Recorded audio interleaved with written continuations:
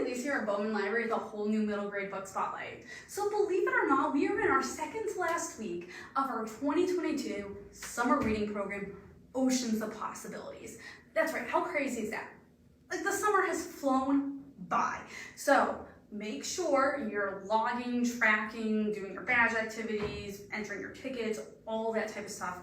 Those are due by August 10th, just friendly reminder. But since it is our second to last week, that means we have a whole new theme, a whole new badge to explore. And this week we are all about possibilities from the past. We are exploring history nonfiction, some historical fiction, maybe even a book in here that maybe isn't what you think about history, but it is history type stuff. Because history, everyone can get behind history. There's someone, something, someplace, whatever in history that you can be interested in. So we have 6 amazing titles, again, mixture of nonfiction and fiction to explore. So let's get started. Our first one is Show Me a Sign. So it's the early 1800s in Martha's Vineyard, which is located in Massachusetts, and we meet 11-year-old Mary Lambert. Now Mary lives there with her family, and this community is very unique, as most of the people who are living there are deaf, meaning that they cannot hear. Mary is one of them. She communicates through sign language. She loves her life. One day though, a scientist shows up to the community and he does not like or even understand deaf individuals in the community. So he decides he's gonna run experiments on people in order to try to make them hear.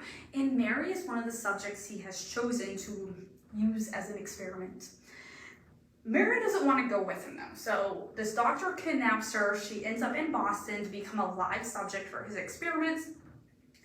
And while Mary's there, she starts to make friends with other scientists. They kind of start figuring out what this doctor is trying to do, and they don't really agree with him. Now, these scientists then decide they're going to help her however they can in order for her to get out of the situation that she finds herself in, not even of her own choosing. She will then end up finding the courage inside herself that she never knew she had. She wants to live her life the way she wants to live it, even though she's deaf. That's not going to stop her. This amazing historical fiction book takes a look at a community and an event in history, because this is based on a true story. Like, this stuff really happened. That is rarely shared and told. There's an amazing author's note at the end of this. Make sure you read it, because it will totally open your eyes even more. There is a companion to this one as well. This is Show Me a Sign. One of my all-time favorites, The Witch of Blackbird Pond. So it's 1687 in Connecticut, and Kit arrives from Barbados, which is an island in the Caribbean. Basically the complete opposite of, 1687 Connecticut. And the only reason why she's coming is because she's an orphan now. And the only family she has lives in this town. This town, though, is completely different than everything she has known in every possible way. Trying to figure out who she is, trying to figure out this new life that she's trying to live, she's out walking one day, she stumbles across this little cabin that's on the outskirts of town, away from everyone and everything else. And it's there that she meets this woman named Hannah. Now, Hannah is a Quaker. She has a different belief system than everyone else in the town does, and for that reason, she's not accepted by the town. And there's even this rumor going around that she's a witch, which you don't want to be during this time. When a deadly sickness, though, starts to run through the town, even some people end up dying, the townspeople, they're convinced it has to be Hannah who's causing it. She's had to cause a curse on the town. They have to go and they have to get her. I mean, she's a witch naturally, right? So Kit finds out that this is gonna happen. They're gonna go arrest Hannah. Kit takes off, she gets Hannah to safety, but when they can't find Hannah, the only person they can find is Kit. So the town does the next thing they decide to do. Well, Kit's new here. She must be the witch who's brought this. And before she knows it, Kit finds herself arrested and she's being charged as a witch instead of Hannah. This book is filled with adventure, suspense, will make you wonder, what would you do to save the people that you care about? Amazing story, one of my all-time favorites. This is The Witch of Blackbird Pond. Treaties, Trenches, Mud, and Blood. This is a Nathan Hale. We've talked about Nathan Hale graphic novels before.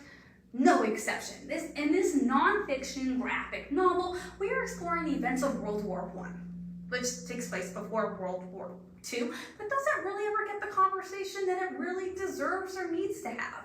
So this is what this book kind of does. It takes you through a quick look at the war, the reasons why the war happened, the major battles, the major players involved, and really interesting, and I almost think more importantly, the technological advances that were made during this war, especially in terms of equipment and tools that were used, to fighting techniques, which some are still used today, or a lot of times what we use today and do today are inspired or based off of things that were learned during this World War I.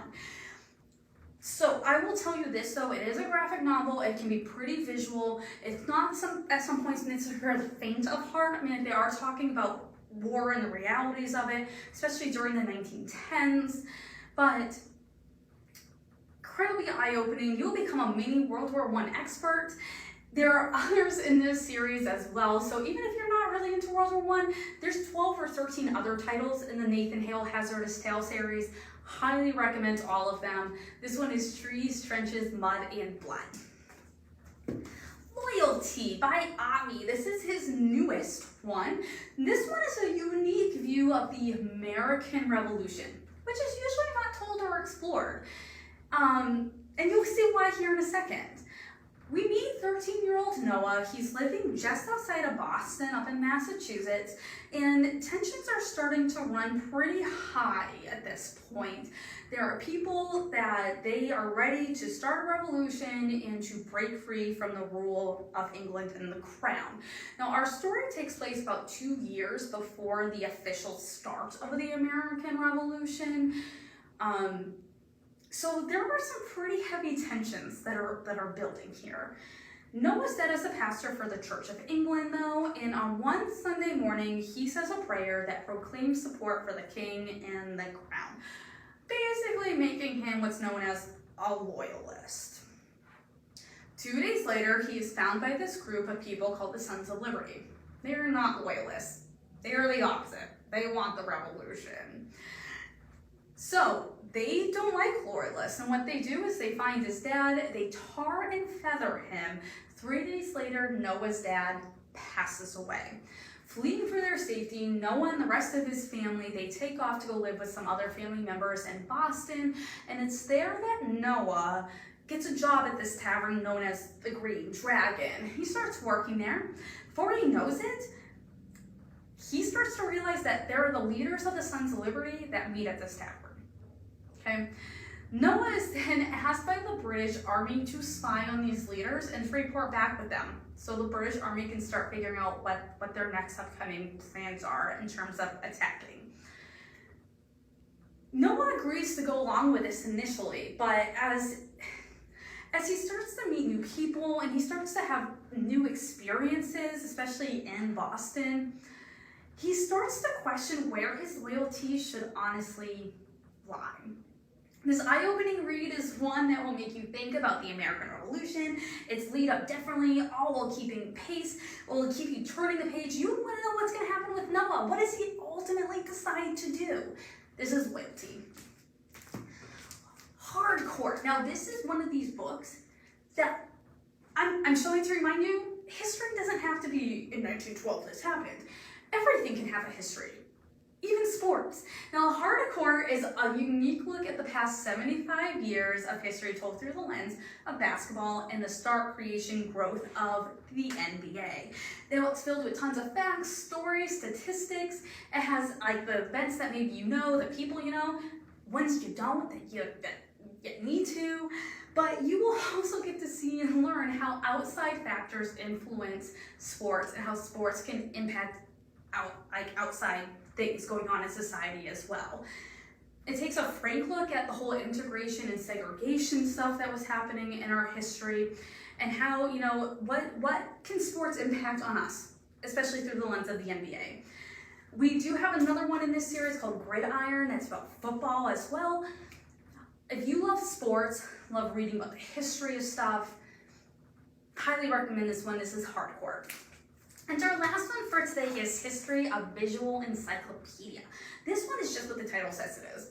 It takes a look at our world history, that's right, all the events in the world, not just here in the United States, but through a visual timeline. Now there are words, but there's also tons of different primary sources, different things to look at, different diagrams.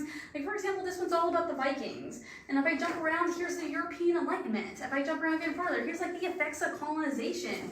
Here's the struggle against apartheid. It's all world events. And what I appreciate about this one is it tells it chronologically.